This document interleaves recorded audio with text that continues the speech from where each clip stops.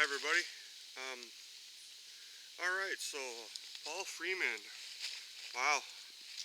As everybody knows, he got that footage in the Blues, 94, May. And it was 27 years since the last dramatic footage of one stepping out into the open, Patterson's footage, 67. A lot of people have asked me since I get footage during the daylight, how do I do it, or my methods and that. And before I got really hardcore, I just used to study footage, and you can find Sasquatch or film them if you study Patterson's and Freeman's technique and their footage. I mean, got to work at it, but what I did was I didn't use anything that didn't work. I only used what worked. Whatever they did worked, right? But the thing is with Paul Freeman's footage is that his footage was the first habituation style footage where he got them used to his presence, and he finally got them on film. And then they were a little peeved because he captured them, and they gave him 2 hours of a hard time screaming and everything. He was kneeling down the ground, letting them fade away into the woods. But then he got out of there, and he didn't go after them again because he caught them that one time. The female crossed the path, and then right about middle of the path, little infant ran up the backside of her, and then right at the end of the clip, after it passes a tree, and I think Freeman might have lost her at this stage. You can see the infant's feet or ankles dangling behind the big female. And the reason I picked this area, nice boulder here, didn't bring my monopod, there's a quad trail right there, and I've had two really close encounters in here. One came right up behind me when I was walking in the winter, and on my backswing, it was right behind me or beside me, and I hit it right in the top of the thigh muscle.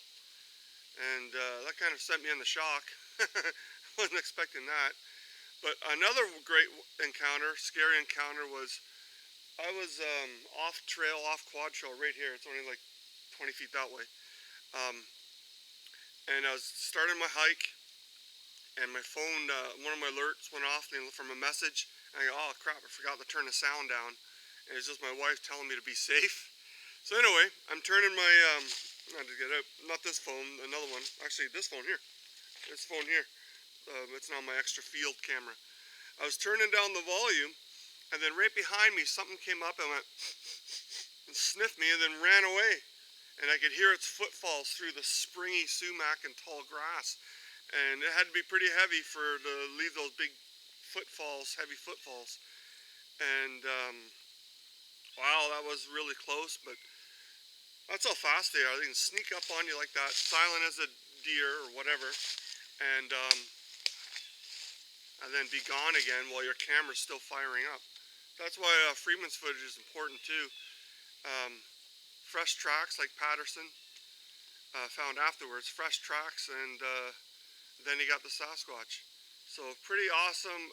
Needs to be more recognized than it is.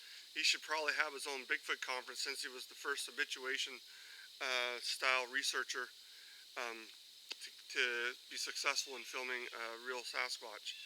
And there's other Sasquatch in his footage too, and I showed you a smaller one with actually an infant in some of my old videos I used to do on Paul Freeman. So anyway, very important to the Bigfoot research world, and yeah, that's why I'm out here. Alright, so here's my attempts at filming a big female like Patty or like Paula, Freeman's Sasquatch. I walk by this area, and every now and again I catch them over here, and on this occasion there's a big female that ducked down. I seen her on the way up. I was kind of hiking uphill. On the way back I turned and snapped a picture with my cell, and I enhanced it there, and you see the big gorilla shaped thing that's sticking way above the 2-3 foot tall grass. She's huge, and I actually couldn't get her all in a crop there. Her leg extends past the circle there, and her head's kind of covered by the thicker scrub that the tree she's hiding behind. But that's where she was, just in there, and you can see there There's no big black North American gorilla.